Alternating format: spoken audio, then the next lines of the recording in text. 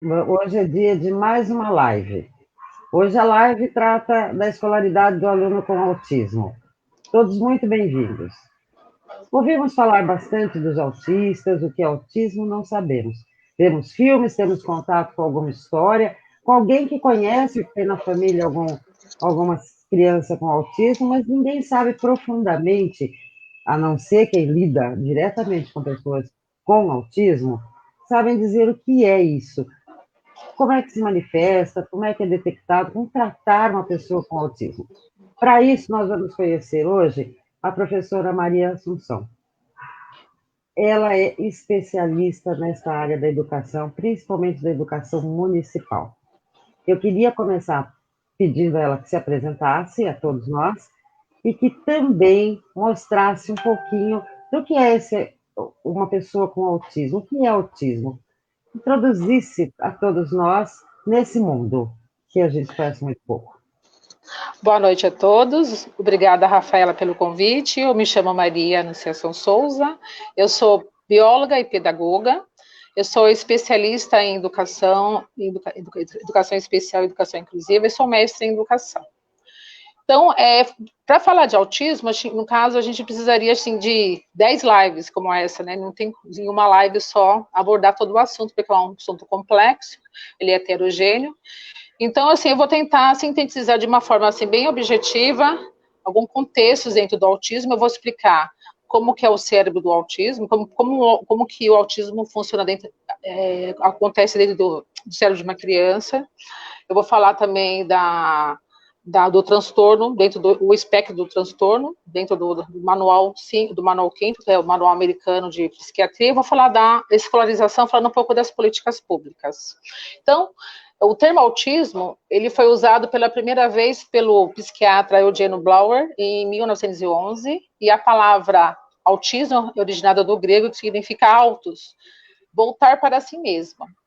Então, de acordo com a Organização Mundial de Saúde, de uma a 45 crianças no Brasil são portadoras de autismo. Isso já de 2017, vem essa estatística.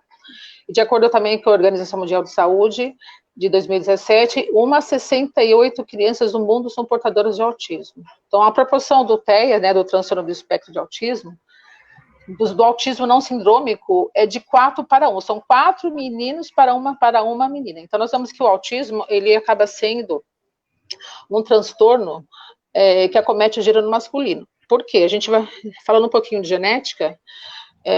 Nós sabemos que o cromossomo sexual masculino ele é o X e o Y, e o feminino é o X e o X. Então, uma mutação no cromossomo X, uma mutação no gene do cromossomo X, sugere que essa criança vá ter autismo.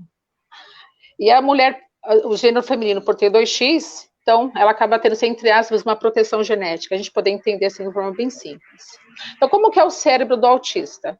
Então, de acordo com a literatura, o cérebro do indivíduo com autismo, ele é maior, proporcional, em relação ao grupo de indivíduos que não têm autismo, e o cerebelo seria a parte do sistema nervoso central, na parte posterior, o cerebelo, ele é menor. Então, e as células de Purkinje, presente nesse cerebelo, se elas estiverem difusas e com a arquitetura totalmente desorganizada, vai fazer com que a criança não tenha uma boa organização da aprendizagem, do autismo não tenha uma boa organização da aprendizagem. Então, aí no caso, a gente teria uma ideia porque que o autista, alguns autistas vão aprender, outros não vão aprender. Então, os autistas, eles não são iguais. Se você tiver 2 autistas numa família só, você vê que eles têm comportamentos de transtorno, o comportamento social dele e de comunicação acaba sendo diferenciado. Então, o cérebro, então, assim, a gente poder entender um pouquinho da mecânica biológica do cérebro, o cérebro desses portadores com autismo, dessas crianças, né, elas vão ter excessivas presenças de neurônios que vão se concentrar de forma desproporcional e anormal e vão estar em disposições de colunas desorganizadas, tá? Então, no cérebro, essas colunas de neurônios variam de localização de áreas afetadas. Vou dar um exemplo. Então, a alteração que vai afetar a linguagem, né? Alteração na linguagem. Então, seria uma alteração da conexão temporo-occipital, região temporo-occipital, e na região temporo-parental do cérebro. E a região da ínsula, que é uma região localizada no cérebro, porque ela vai fazer a divisão dos dois hemisférios direito e esquerdo, é localizada na região temporoparental e occipital. A ínsula, ela é responsável, quando tem muita concentração anormal de neurônios nessa região da ínsula, essa região acaba sendo comprometida pela questão do reconhecimento da empatia social. Então, a região da ínsula, ela é responsável pela empatia social. Então, já deu para a gente entender que todo autista, ele vai ter comprometimento da região de ínsula, por isso que ele tem esse transtorno de interação social, de empatia social, e alguns autistas vão ter alteração na linguagem, sim ou não. Os que vão ter alteração na linguagem, porque eles têm uma arquitetura imatura no cérebro que tem um desarranjo da estrutura desses neurônios e aglomerações desses neurônios nessa região, entendeu? A gente poder assim, entender de uma forma bem simples como que funciona o cérebro desses indivíduos com autismo. Então a literatura fala que pessoas com autismo vão apresentar uma arquitetura imatura. Quer dizer, são neurônios que se concentram em determinadas regiões de uma forma anormal, aglomerada e desorganizada, e tem o desarranjo desses neurônios. Então, dependendo de onde tem esses desarranjos neuronais, seriam as regiões dos cérebros que seriam afetados em relação a dificuldades que esses portadores vão ter, em relação à fala, em relação à parte sensorial, à parte da empatia, à parte do contato visual, tá? Em que momento, assim, Maria, os pais reconhecem a existência do autismo no filho? Assim, existem crianças que já nascem autistas, e assim, logo nos primeiros meses ela já vai apresentar as alterações de transtornos, porque o autismo é um transtorno de comportamento, então não tem o contato visual, não tem a troca de olhar, a mãe faz o sorriso, a criança não retribui, então já assina um alerta para os pais, né, estarem procurando uma orientação pediátrica, neuropediátrica. E vão ter crianças que vão apresentar o autismo de uma forma mais tardia, por volta do 1 ano e meio até 2, 3 anos de idade. Entendeu? Então, crianças que já nascem autistas e crianças que vão começar a ter comportamentos autísticos de uma forma um pouquinho mais tardia. Entendeu? É por isso que a mãe vai reconhecer seria nessas trocas sociais que ela teria com o filho dela, no olhar, assim, na relação que ela tem de mãe e filha, na hora de dar mamada, do sorriso, na troca de olhar. É uma criança que vai refutar o olhar, é uma criança que não vai querer trocar, fazer a troca com a mãe, a troca de empatia com a mãe, entendeu? Já é um sinal, assim, seria uma alteração que a mãe teria que estar investigando junto ao neuropediatra. Existem eu não sei, níveis diferentes. Vou falar do espectro, vou falar. O manual americano de pediatria, de psiquiatria, o manual americano de psiquiatria, que é o número 5, tá, de 2003, ele definiu o autismo como transtorno do espectro autista. Transtorno porque seriam alterações de comportamento. E espectro, porque são traços e sinais presentes desse transtorno. Então, ele classificou como leve, moderado e grave. O leve, então, o espectro leve seria a síndrome de Asperger e o autismo de alta funcionalidade. Então, o que seria a síndrome de Asperger? O portador da síndrome de Asperger, ele tem uma fala robotizada, ele já tem uma fala adulta, uma fala toda formalizada, mas é uma fala mais robotizada e mais mecânica. É a forma mais maleável, o quadro mais leve do autismo. O autismo de alta funcionalidade, que ainda está dentro do espectro leve, ele ainda é um indivíduo com autismo que tem uma fala mais desorganizada, é aquele mais radical, entendeu? Aquele seria o mais radical em relação ao Asperger. O espectro moderado é marcado pela incapacidade de comunicação e com interesses restritos sociais. Tá? Ele não troca com o meio, ele não faz o contexto com o meio, ele não troca com o meio, né? O meio em que ele está inserido. E o grave seria uma severa incapacidade de qualquer flexibilização social ou de comunicação. Então, o manual, ele definiu, a partir de 2013, o transtorno em 3 subtipos: o leve, o moderado e o grave. Entendeu? Quais desses podem ser introduzidos numa escolaridade, numa sala de aula, ainda que possam ter inclusão escolar? Todos. Existe, a partir sabe que as políticas públicas para reconhecer a legislação, os documentos que se mostraram nas últimas décadas uma dificuldade de definir o autismo nas políticas públicas do Brasil, tá?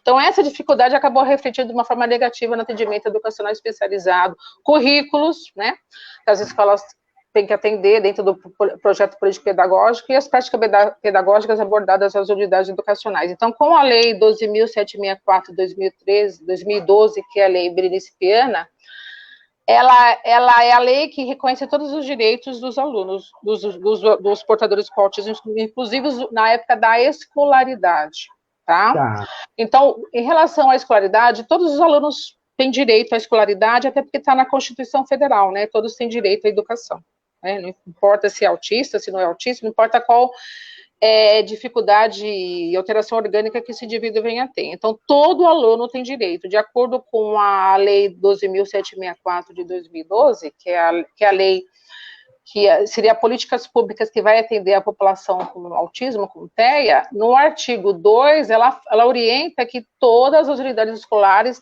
têm que incluir os alunos com TEA, que seria com o transtorno do espectro de autismo, e tem que ter adaptações curriculares e pedagógicas e estratégias para a inclusão desse público, tá?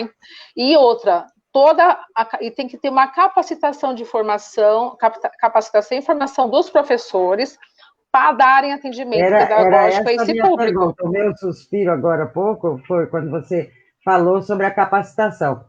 Essa capacitação é mesmo dada ou o professor tem que correr atrás? Ou é muito difícil? Assim, a lei orienta que a capacitação, as escolas que contrate, né, que ela contrate já um professor, né, um professor especialista.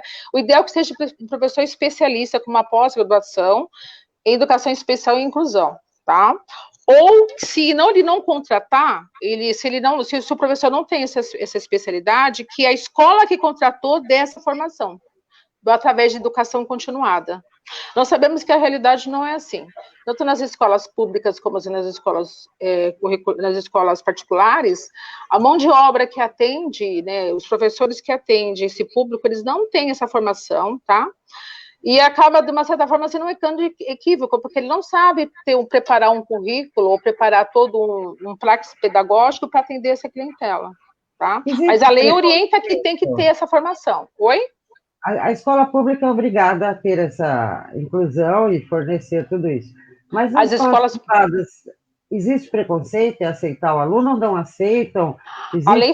Existe. O artigo 7 da Lei Berenice Viana, que é a Lei 12.764, de 2012, que é a lei que protege, né, os direitos dos autistas. No artigo 7 ele fala que o gestor escolar que proibir ou se recusa a efetivação de matrícula ao público com transtorno do espectro determina punição severa para o gestor educacional ou outros que pratique ato discriminatório de exclusão e com punição de multa de 3 a 20 salários mínimos.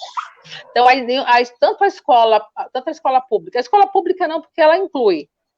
A escola particular, ela não pode se recusar a efetivar a matrícula do público com TEA, com público com transtorno do espectro do autismo. Não importa se ele é leve, se ele é moderado ou ele é grave, a escola não pode se recusar. E se isso acontecer, o gestor dessa escola, ele está cometendo um ato discriminatório, né, ato discriminatório de exclusão, ele é punido perante a lei, pagando uma multa de 3 a 20 salários mínimos. Isso é muito sério. A exclusão é uma forma odiosa de deixar uma pessoa à margem do convívio social, lógico. Mas sabe por que isso acontece? Porque até 2008 não se tinha nenhuma política pública para os portadores de autismo, não havia. Só em 2008, com a Política Nacional de Educação Especial na perspectiva da educação inclusiva, se falou como sujeito com autismo pela primeira vez.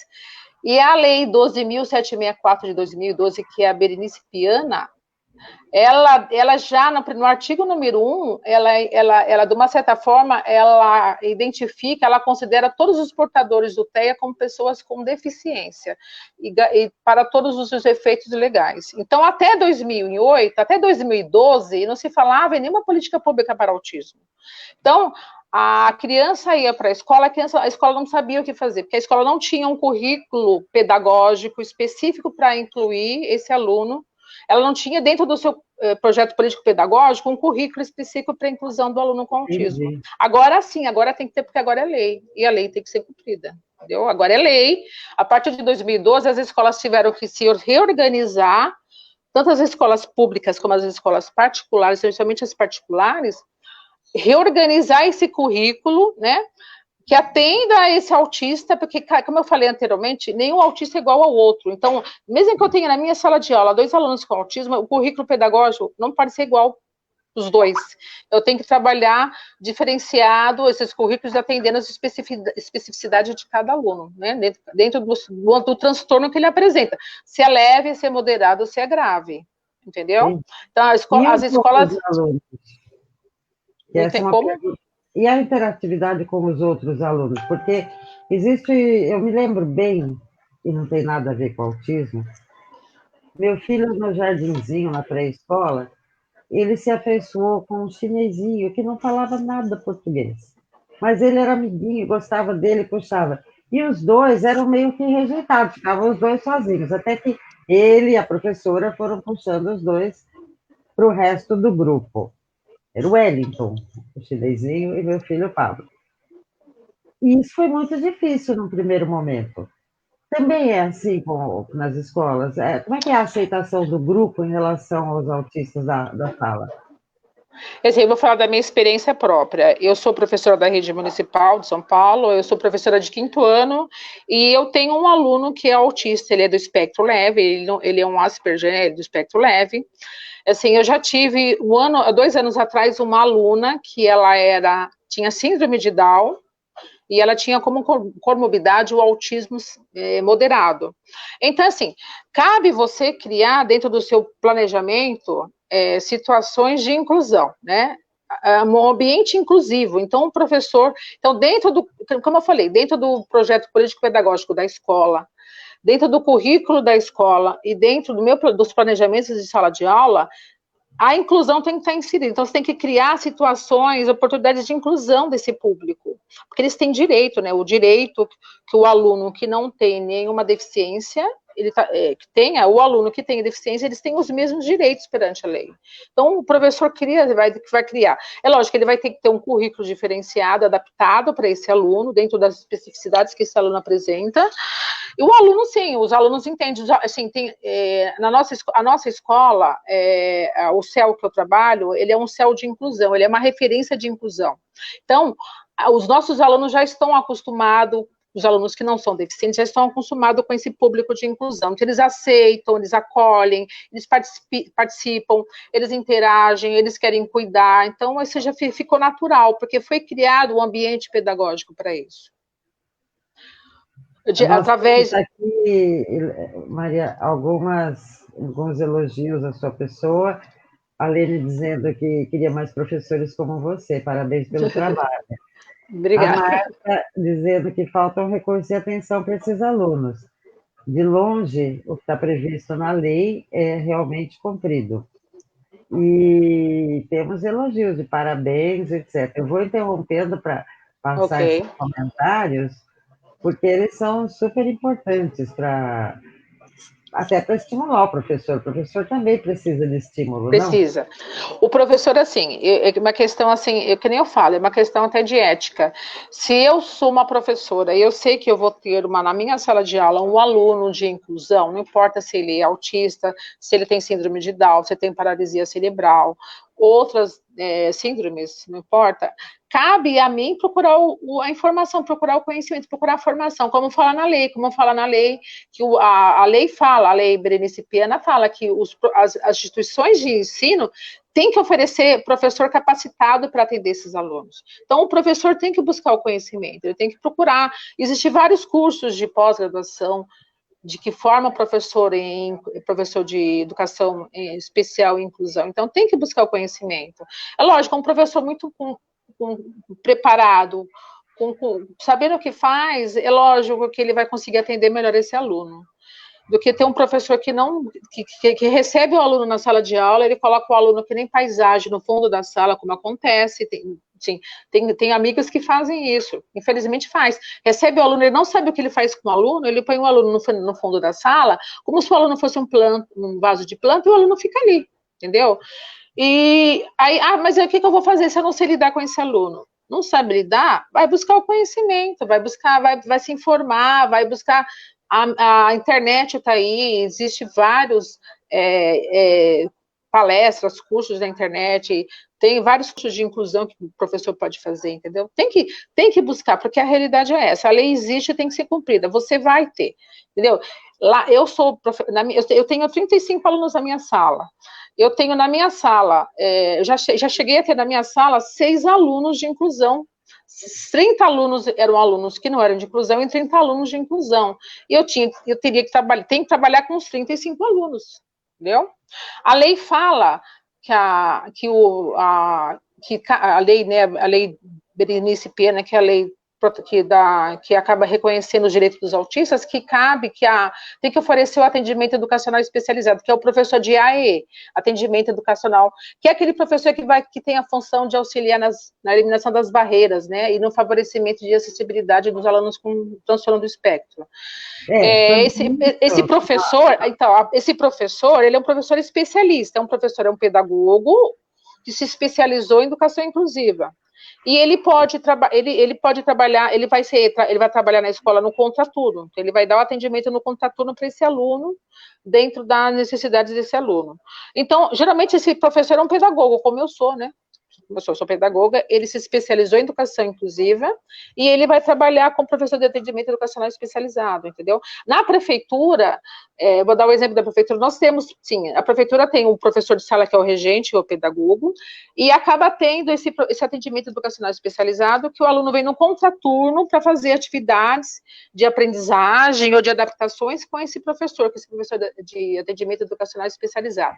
A lei também orienta que cabe às unidades educacionais... Fora o professor da sala... Ele tem um atendimento educacional especializado. Tem. De apoio. Tem o professor de apoio, que sempre acontece no contraturno. O profissional de apoio... Oi. O profissional de apoio... Recebendo algumas mensagens aqui, Maria. A Inês, que é sua colega pedagoga, diz que acha difícil um professor conseguir ser especializado em todas as deficiências. Então, foi bem na hora que você estava falando de professor de apoio, e a Vera Spone está perguntando se o município oferece alguma formação especial para atender nesses casos.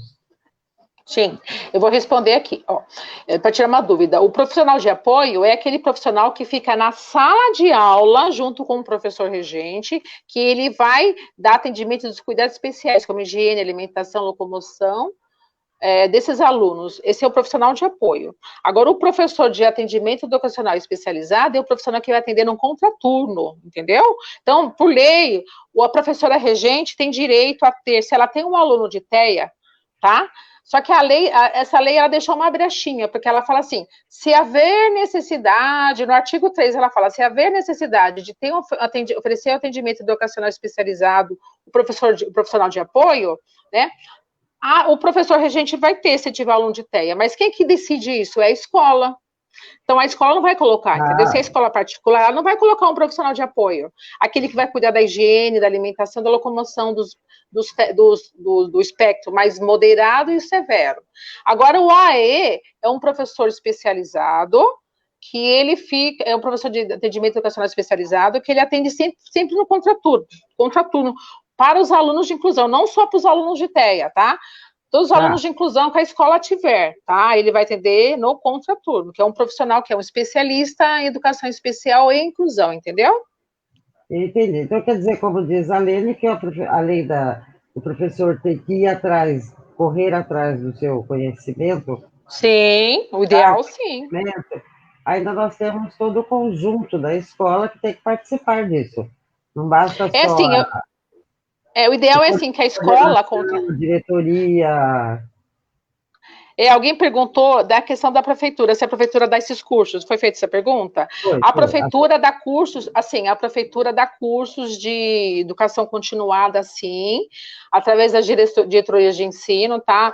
teve recentemente um curso de formação para trabalhar com autista? Tem sim. E mesmo os cursos de pós-graduação, a prefeitura tem convênio com as universidades federais. Então, tem convênio com a Unifesp, convênio com a Universidade Federal do ABC. Então, tem sim.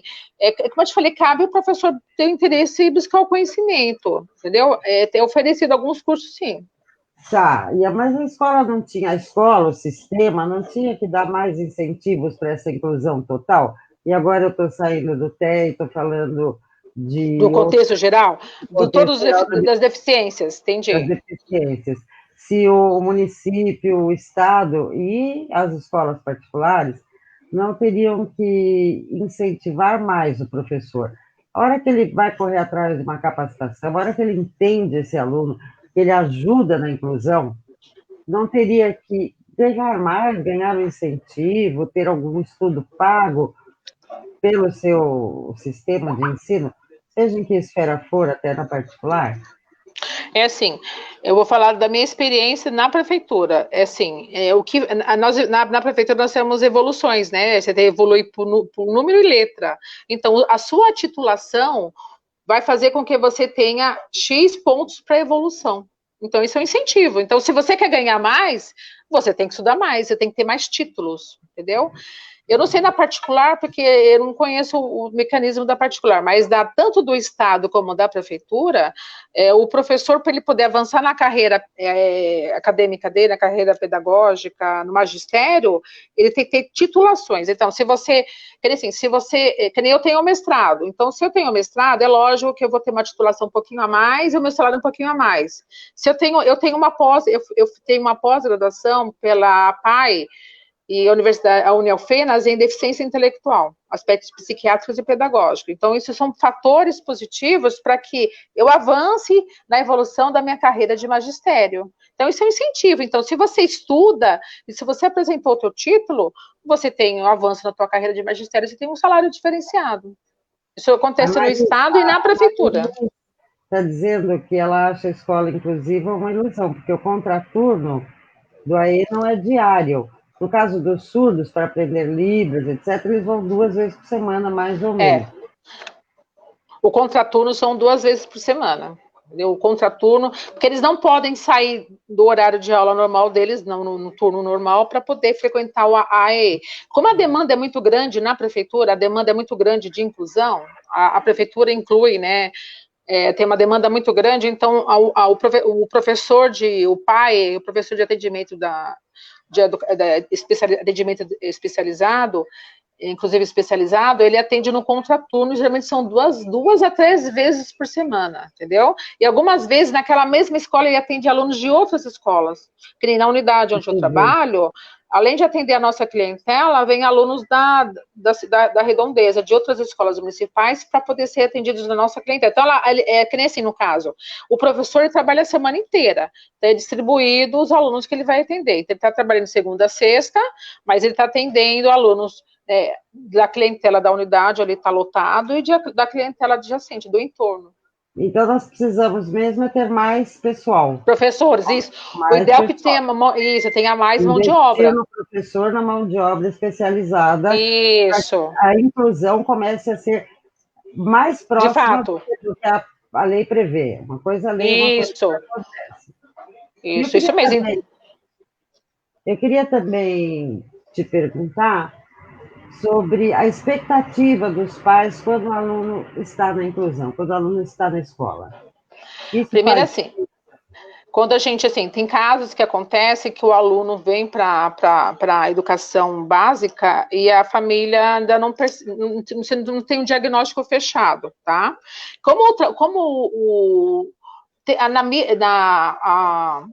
A literatura fala que, na verdade, que o autismo é um transtorno de déficit de atenção social e de comunicação. A literatura já usa esse termo, tá? É um distúrbio de percepção e é um distúrbio de empatia e habilidade social, tá? Tem uma ideia, o autismo não é uma doença, tá? As pessoas confundem isso. O autismo não é doença, é um transtorno, tá, de comportamento, tá? É um transtorno de comportamento. Então, assim, algumas vezes, tanto que para fechar diagnóstico, o diagnóstico clínico é feito por observação. Você vai observar a criança na escola, em casa, numa interação social, numa festinha, é por observação. Então, na verdade, quando a criança vem para a escola e o professor, pela experiência que ele tem uma suspeita que aquele aluno é autista, né? Tem um comportamento fragmento assim, bem leve de autismo. Os pais são convocados, né? São chamados junto com a coordenação, é conversado com os pais. A professora emite um relatório. Esse relatório a mãe é orientada a procurar o CAPS, tá? Que é um centro de apoio da prefeitura, de transtornos mentais, né? De apoio a transtornos mentais, de apoio da prefeitura, para que a criança passe para uma equipe multiprofissional, tá? Esse é orientado. É orientado, sim. Aí, tem casos que as mães, a negação, né? A mãe não aceita, fala que não aceita, só que aí a mãe é chamada e ela é acionada via conselho tutelar, né? Aí entra o conselho tutelar aí. Aí a escola indica, né, pede um auxílio do conselho tutelar para que acompanhe o caso. Algumas vezes encaminhado até para juiz, que eu já vi acontecer isso, porque a família não aceita.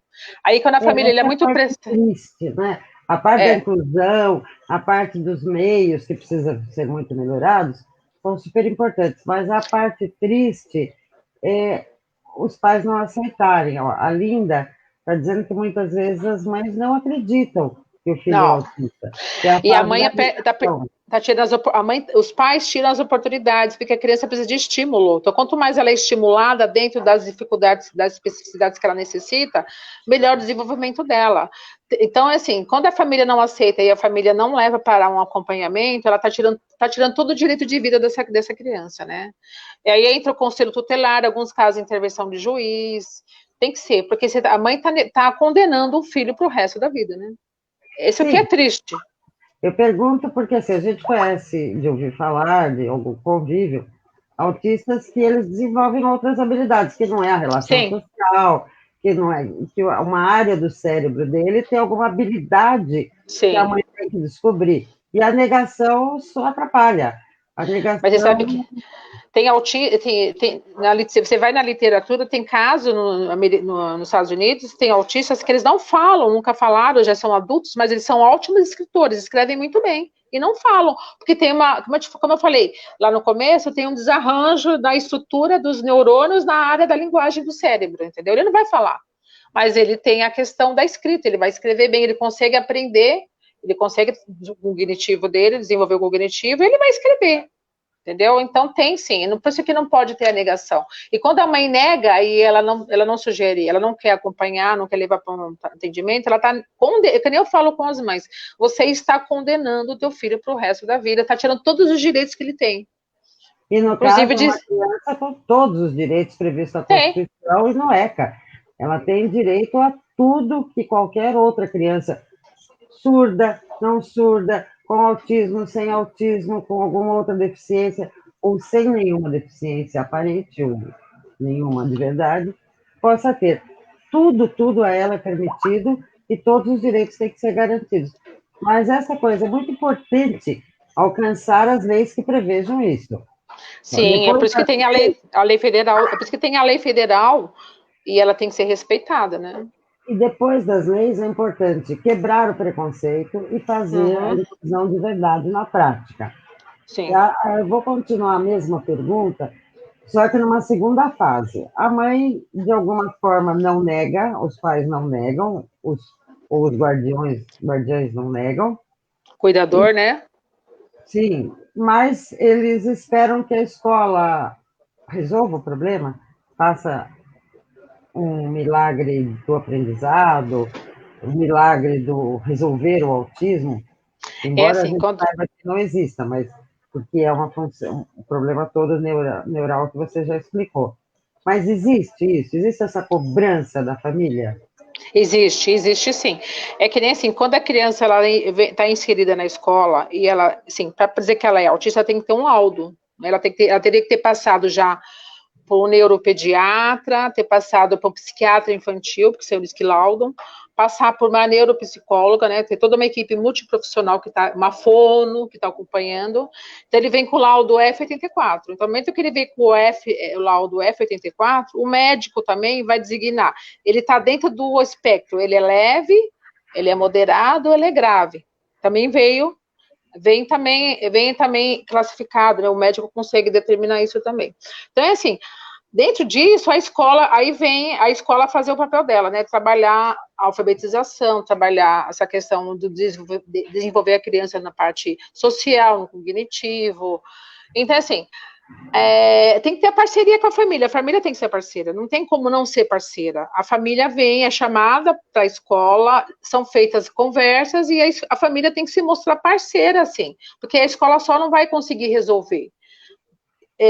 Fazer com que a criança desenvolva. Tem que ter parceria da família. A Vera Spone está questionando se, além da escola municipal, tem outros equipamentos públicos para atendimento das crianças. Você mencionou o CAPS, mas tem o CAPS, tem várias ONGs, tem ONGs. Isso. Tem a própria a PAI São Paulo, que agora é Clementina, né?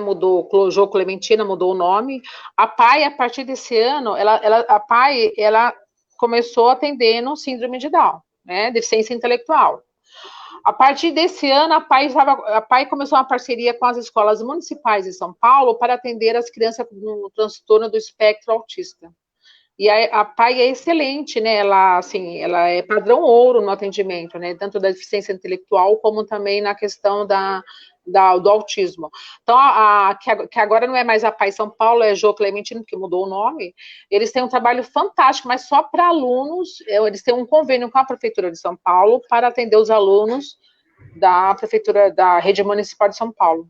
Na questão, todo atendimento no contraturno também. O atendimento é fora do horário de aula. Então, na verdade, a gente precisa de um trabalho multidisciplinar para que precisa. essa verdadeira inclusão. E na Como escola, tem o caso, a PAI a gente está com passos leves, né? Com passos devagar, chegando no momento. Aumentar o pessoal, aumentar a quantidade de profissionais para atender essas qualificados, crianças. Profissionais qualificados e capacitados, isso tem que deixar bem claro, né? O professor que vai atender um aluno com deficiência, não importa se é autismo ou não, ele tem que ser qualificado, ele tem que ter uma formação para isso também, né? Porque ele vai saber o que está fazendo com o aluno, porque ele não pode dar uma atividade pedagógica que ele daria para um aluno que não tem nenhuma dificuldade, nenhuma alteração biológica, orgânica, para um aluno que tem, porque não vai ter resposta, não vai ter, o aluno não vai corresponder, entendeu? Ele tem que preparar um plano de aula diferenciado. Isso só vai conseguir fazer na que você aprende a fazer isso, né? Queria agradecer os elogios todos, inclusive para mim, porque esse assunto, todo mundo está dizendo que é muito importante, né? Esse assunto é muito sério, as pessoas têm, infelizmente, Maria, as pessoas têm medo de falar sobre isso. Há o preconceito é tão alto, tão grande na sociedade, que vamos falar sobre autismo, a inclusão do aluno, a escolaridade do aluno com autismo. O pessoal fica com medo, não os que estão participando conosco, evidentemente, mas uma rejeição à palavra, uma rejeição ao assunto, e a gente tem que parar com isso. A semana passada nós também fizemos uma discussão e um aprendizado lindo sobre a comunidade surda e a inclusão do aluno surdo, e nós percebemos que há mesmo um preconceito. Falar sobre isso é desagradável. Na própria família tem um preconceito, né? Trazer esse assunto em público, como nós estamos trazendo numa rede social de um perfil público, é desagradável. Claro, eu também acho que é muito melhor assistir um show numa live. Eu também acho que é muito mais legal falarmos sobre. Vamos marcar um piquenique assim que puder, que a quarentena e os cuidados, os protocolos deixarem. Mas não é isso que nós estamos precisando, não. Nós estamos precisando pensar nas pessoas carentes. Carentes não estou falando carência de financeira. Eu estou falando de carência com as deficiências, carência de atenção, carência de inclusão. De colocar o ECA para funcionar, todas essas leis que tratam das várias deficiências para funcionar.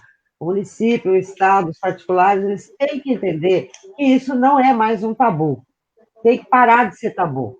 A inclusão do aluno com deficiência, seja ele surdo, seja ele um aluno autista, seja ele... Síndrome de Down, paralisia cerebral.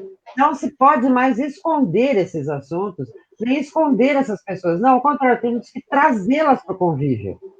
Eu acho que 2020 É outro. Porque eles estão aí na sociedade, eles têm o direito. Eles estão na sociedade, eles têm o direito de viver em sociedade, né? Isso não pode ser tirado, né? É o direito que eles têm. Direito perante a Constituição. Esconder era do início do século XX. Nós estamos 20 anos depois de terminar o século XX. E ainda temos uma cortina, uma névoa que os esconde. Por que esconder? Com certeza. Esse aluno, essas crianças, essas pessoas, elas têm que estar incluídas na vida, no social. Elas não podem, elas têm que aprender a andar sozinhas com as suas deficiências, viver na sociedade com as suas deficiências. Elas não podem só depender de pais, mães, cuidadores, guardiães. Elas precisam de uma vida própria, ou de um conjunto de caminhos em que ela possa viver. Com certeza. E tem 10 leis, né? As leis federais, a lei Berenice Piana. A Berenice Piana era uma mãe, não sei se você sabe, que o terceiro filho dela nasceu com autismo, e ela que lutou desde o nascimento, agora ele já é um adulto, deve ter volta de 16, 17 anos, adolescente adulto, e ela lutou para que essa lei federal fosse promulgada, né? E ela conseguiu. É por isso que a lei recebe o nome de Berenice Piana. Ela sempre lutou pelos direitos dos autistas. Então, como eu te falei, a lei ela só tem 8 anos, ela é de 2012, né? Então, os autistas, eles existem, eles são enxergados pelas políticas públicas somente 8 anos. E ainda um pouco escondidos. Ainda um pouco... A luta é muito árdua, muito grande. E eu acho que é isso mesmo, a gente tem que começar lutando para fazer valer a lei, para que esses equipamentos sejam programados para receber as pessoas com deficiência, as pessoas com TEA, programados para esses alunos terem mais que 2 vezes por semana as pessoas de apoio, que os professores possam ter condições de fazer essas capacitações, porque às vezes dá tanta aula, tem lição para corrigir, etc. Não tem nem tempo de estudar. Temos que dar essas condições. A luta é muito longa, você não tem a dúvida. E vocês são heróis de estarem tratando isso na frente. É verdade. Eu gosto do que eu faço. Eu estou na docência já há mais de 15 anos e eu particularmente gosto do que eu faço, assim, e tento fazer o melhor, assim, dentro das condições que não são impostas, né? E sempre como eu falei, o professor tem que se capacitar, né? As escolas particulares têm que contratar profissionais capacitados para atender essa clientela. Não dá mais para poder ficar brincando de ensinar. Tem que capacitar. Se não quer contratar... Até um pouco mais longe. As particulares podiam dar incentivos, como bolsas parciais ou totais. Para as professoras, né? Isso faz parte da inclusão. A inclusão não é só, a gente falou isso semana passada em relação aos surdos, a inclusão não é só colocar dentro da sala de aula. Não. Tem que criar condições para que esse sujeito se desenvolva, né? Dentro das dificuldades e limitações que ele tem, mas ele consegue criar habilidades adaptativas para esse sujeito. Ele consegue. Com limitações, mas vai conseguir se desenvolver.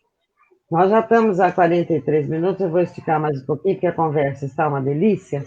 Eu queria perguntar como é que está a inclusão desses alunos agora, com essa quarentena, aula de distância. Eu vou falar da minha experiência. Assim, lá na Prefeitura Municipal, para você trabalhar com um professor AE, professor de atendimento educacional especializado, você tem que ser um especialista em educação especial e inclusiva. Então, tem que ter uma pós-graduação nessa área. E a prefeitura tem um centro chamado Cefai, que é um centro de apoio à inclusão, nesses alunos de inclusão, que chama Cefai. O que o Cefai faz? O Cefai, junto aos professores regentes e professores de AE, que a prefeitura tem, desenvolvem atividades, né? A gente vai sentar e desenvolver um currículo específico para cada indivíduo dentro da sua deficiência. Então, agora, nessa pandemia, o que a rede municipal está fazendo, né? Então, ela tem esse olhar especial. Então, vem o Cefai, que é esse órgão, que é esse centro específico de apoio aos alunos de deficiência, senta com os professores que são especialistas em inclusão da prefeitura e trabalham com inclusão, e vamos traçar currículo, né? Um currículo e um planejamento específico para atender aquele aluno no seu singular. entendeu? Porque, como eu falei, cada aluno cada autista, você pode ter 2 autistas em casa, mas eles não são inteirados da mesma forma, um diferente do outro, porque são alterações cerebrais, né, áreas do cérebro diferenciadas que são imaturas ali. Então, a gente tem um apoio do Cefai, que nem assim, esse ano eu tenho uma aluna deficiente e eu trabalho com ela, assim, eu tenho um plano de aula específico para ela e tento a parceria da família. Lembra que eu falei, tem que ter a parceria com a família? Tem que ter parceria com a família. Se não tiver parceria com a família, não dá certo. A escola, se ela é pública, se ela é particular, tem que ter parceria. E a família não pode se omitir. Não pode se omitir. Se se omitiu, é conselho tutelar. Porque está tirando o direito do filho dela. Então, graças a Deus, assim, todos os alunos que passaram pelas minhas mãos, que eram alunos de inclusão, eu sempre tive uma boa parceria da família. A família sempre parceira, atuante, ativa, preocupada com o filho, interagindo com a escola, muito parceira com a escola. Nessa inclusão toda que eu estava mencionando, eu vou colocando mais itens e mais itens. A Lindaci está falando que o Estado deveria dar condições aos professores para essas capacitações. Sim. Eu também concordo, e as condições não são só aquela primeira parte que nós falamos, dos pontos, que você vai fazendo capacitação, vai melhorando. Condições de menos aulas com menos salário para poder estudar, comprovação de estar se capacitando, não ser excluída de um turno, ganhar como se estivesse no turno, mas comprovando que está se capacitando. São novas ideias, novas sugestões. E também condições para os familiares, porque muitas vezes os familiares eles não têm condições financeiras e psicológicas para atenderem todas as necessidades desses alunos. Não tem vamos supor, você mencionou que a pessoa tem dificuldade de articular as palavras, mas é um excelente escritor. Sim. Aquela família tem que ter condições para ajudar a desenvolver essa habilidade dele. A escrita, né? Investir na escrita. Então, acho que nesse momento o poder público também podia ajudar a capacitar os pais, eles entenderem, primeiro psicologicamente, entenderem os filhos, colocar os psicólogos à disposição para que tenham essa interatividade. Segundo, darem condições materiais, porque se a pessoa não tem o que comer, está preocupada na sua subsistência, como é que ela vai pensar na deficiência ou no problema do filho? É verdade. Sim. Ela dando o que comer, ela já está com boa parte da obrigação dela, isso o peso na cabeça dela, cumprida, dando um teto o que comer, e aí acabou o dinheiro. E ele tem uma habilidade que precisa ser desenvolvida e cujo material custa caro para ter o apoio de casa. Então, tudo isso são formas de inclusão que precisam ser... Sim, incluir a família também. Envolvidas. A minha aluna, eu tinha uma aluna síndrome de Down, há 2 anos atrás, que ela era, o coeficiente intelectual dela, a gente classifica a deficiência pelo QI, né? E já era de moderado para severo, né? Então, ela não conseguia se alfabetizar, tinha uma dificuldade tremenda, e a mãe não aceitava, entendeu? O problema era a aceitação da mãe. A aluna já tinha 11, 12 anos. Aí um dia eu chamei, sentei a mãe e dei uma aula, expliquei, mãe, ó, o cérebro da sua filha é assim, funciona assim, tem uma dificuldade disso, para a mãe entender as dificuldades do filho. Se a mãe não entender o que está acontecendo com o filho, ela não vai conseguir ajudar, entendeu? Então, cabe aos pais também procurarem conhecimento, sei lá, conversar com os médicos, porque de repente vai lá, conversa com o médico, e o médico não pergunta para o médico, né? Mas o que está acontecendo lá na cabecinha do meu filho para ele não conseguir aprender? Porque aí apoio a gente tem que incentivar através de equipamentos públicos também. Sim, porque eu sinto a dificuldade grande das pessoas terem essa condição de ir atrás, de poder ter tempo, de poder ter dinheiro para dar um apoio. A Anete está comentando aqui que muitos têm sensibilidade para a música. Sim. Então, como é que um pai e uma mãe vão dar um instrumento para ele treinar em casa? A gente tem que ter esse apoio, tem que ter essa visão de que não é só a inclusão da escola, para esse desenvolvimento tem que ter esse envolvimento da família e tem que ter condições materiais dessa família. Concordo com você. Ela falou da música, que nem assim, falando um pouco eu agora estou falando um pouco como pedagoga, professora, assim, o autismo, assim, trabalha muita questão da teoria da coerência central. O autismo, ele vê tudo fragmentado, né? O autista, ele vê tudo fragmentado, ele não vê o todo. Então, se o professor for trabalhar atividades com ele que trabalhe só partes, não seja atividades concretas que trabalhou todo, ele não aprende. Vou dar um exemplo aqui, quer ver rapidinho? Pegar aqui, ó. A gente pegar aqui as letrinhas pontilhadas ou um desenho pontilhado. Se você pedir, se você trabalhar essa atividade com o aluno autista, ele vai se prender só esse detalhezinho do pontilhamento, porque ele vê tudo fragmentado. O cérebro, né, entende tudo fragmentado. O que o professor tem que fazer? Ele tem que trabalhar atividades que cubra toda a letra, né? No concreto, vai trabalhar tudo no concreto. Então, assim, a música é muito importante, trabalhar a música, trabalhar com atividades que o aluno consiga desenvolver sem que ele fragmente, né? O que chega de informação no cérebro dele não seja fragmentado. Como é um transtorno de comportamento, ele vai enxergar tudo fragmentado. Cabe o professor entender isso. Se o professor for dar uma atividade para o aluno que seja tudo fragmentada, ele não aprende. Não, tem que ser especial de acordo com aquela habilidade. Tem. Então, é muito bom trabalhar com cartões de letras, trabalhar com materiais gráficos, né? Trabalhar com imagens, com autismo. Ele entende muito a imagem também. Então, nós temos aqui o comentário da Inês, e eu acho que combina especialmente com o seu. Cada tipo de problema na inclusão, seja surdo, seja autista, seja outros problemas que nós mencionamos, tem que ter o seu tratamento específico, não dá para generalizar. É como se você colocar um intérprete de Libras numa sala para um aluno que não é alfabetizado em Libras. Não vai servir para nada, ele continua fora do sistema, fora da aula. Se você exigir que ele preencha esse cartãozinho pontilhado, ele vai estar fora da aula, porque ele não vai estar entendendo o global do que você quer ensinar. Então, nós precisamos dessas especialidades e encará-las separadamente, como você falou no começo. Sim, tem que ser um planejamento específico, outra isso, forma de deficiência, ou uma outra deficiência, então, né? É isso. Tem que ter dessas capacitações. Sim. E de apoiadores especializados em todas essas áreas. E penso até que alguns alunos podem ter algumas deficiências em conjunto. Sim, com algumas comorbidades. O autismo, ele acaba sendo comorbidades para algumas patologias, para algumas doenças, como o X frágil, a síndrome de Down, síndrome de Tourette, assim vai. Ele acaba sendo algumas comorbidades, porque tem o autismo sindrômico e não sindrômico, que seria, né? Então, ele acaba sendo com algumas comorbidades. De repente, o TTAH, de repente o aluno tem TTAH e ele tem um traço bem leve de autismo. De repente, o aluno tem dislexia, que eu também tenho um traço bem leve de autismo. Então, o autismo também ele entra como comorbidade para algumas alterações neurológicas também. Aí cabe ter esse olhar, o professor tem que ter esse olhar, né?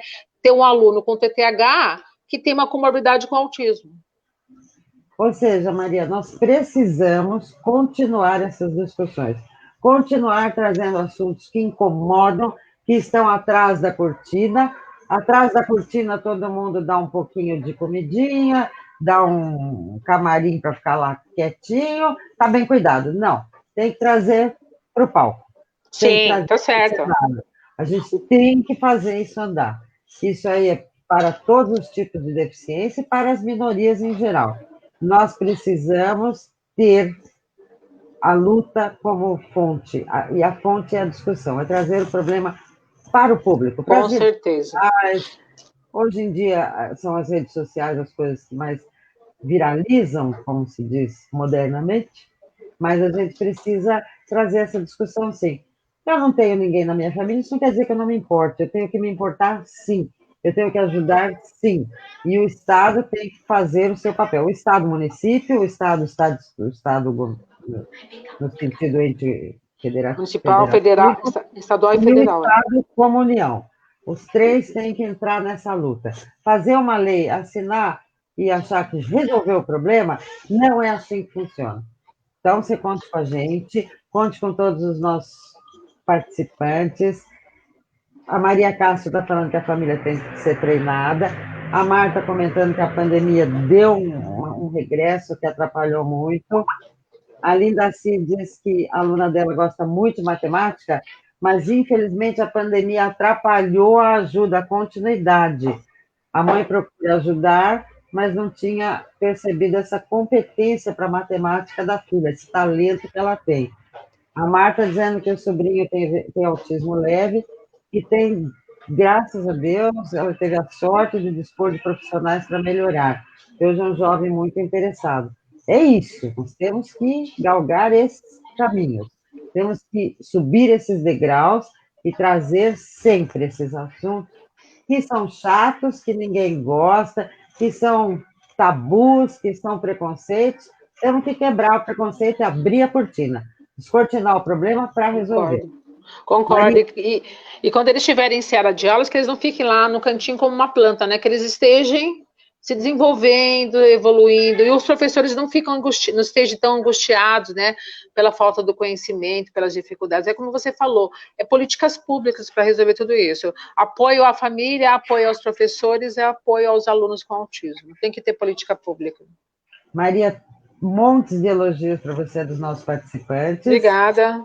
É como eu Eu, falei, assim, é muito pouco tempo para falar de um assunto tão amplo, né? é verdade, mas você deu uma excelente introdução, tanto na questão do autismo, quanto na questão da inclusão e escolaridade e as normas vigentes.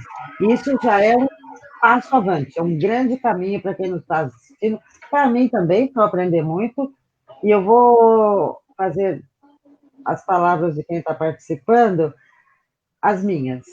Parabéns pela sua dedicação. Parabéns Obrigada. a sua capacitação, o seu talento, o seu amor pelo ensino. Professor é isso, pedagogo é isso. Amor, amor ao ensino, amor à arte de ensinar, que não é fácil, que não é simples. Como dizia E só Paulo posso te Freire, né? agradecer muito. Nós estamos aqui. Como diz Paulo Freire, não há docência sem discência, né? É verdade. E temos pedidos aqui, agradecimentos pelos seus esclarecimentos e pedidos para fazermos mais vezes algumas lives. Eu propus para o pessoal que bateu um papo com a gente sobre a educação para surdos e sobre a inclusão da pessoa, do aluno surdo, fazermos pequenos vídeos para irmos Pode publicando nas ser. nossas páginas sobre um aspecto específico. Então, hoje nós vamos falar sobre orientar como incluir o aluno, ou até uma reclamação, até um pedido de um professor. Vamos gravar esse filminho, isso que eu prometo que vou publicar. Vamos. Porque Eu me, pro, é assim que a gente vai descortinando, abrindo a cortina e mostrando esse palco. Me proponho a falar, se você quiser, para o futuro, sobre TTH e dislexia também. Quero muito, quero muito. E vamos fazendo assim, pequenos filminhos menores que a gente põe no ar sobre algum assunto. E todos que estão assistindo estão convidados, a Linda Si, a Vera, a Vera Maria, Vera Spone, a Maria Inês, a Marta, para fazer uns pequenos filminhos, a gente faz uma edição e coloca soluções, problemas, o que dá para fazer, o que está sendo bacana, o que deu certo, quem participa da inclusão, como é, para a gente divulgar esse assunto também. Ok, combinado. E ajuda Obrigada pelo convite. ajudar a divulgar, ajudar a lutar. Obrigada a todos que estavam, né, que ouviram, né, o que eu pude passar, né, esse conhecimento breve, assim, porque autismo é um assunto bem extenso. Obrigada, Rafaela, pelo convite. E quem quiser me contactar, se quiser tirar alguma dúvida, eu posso passar meu e-mail. Por É favor, e passa Maria Souza. no Facebook. Você passa para eles, ok. Eu passo. Se tiver alguma dúvida, puder, souber esclarecer. Se alguém Ok. tiver que escrever nos comentários, também já ajuda. Eu vou colocar aqui o seu.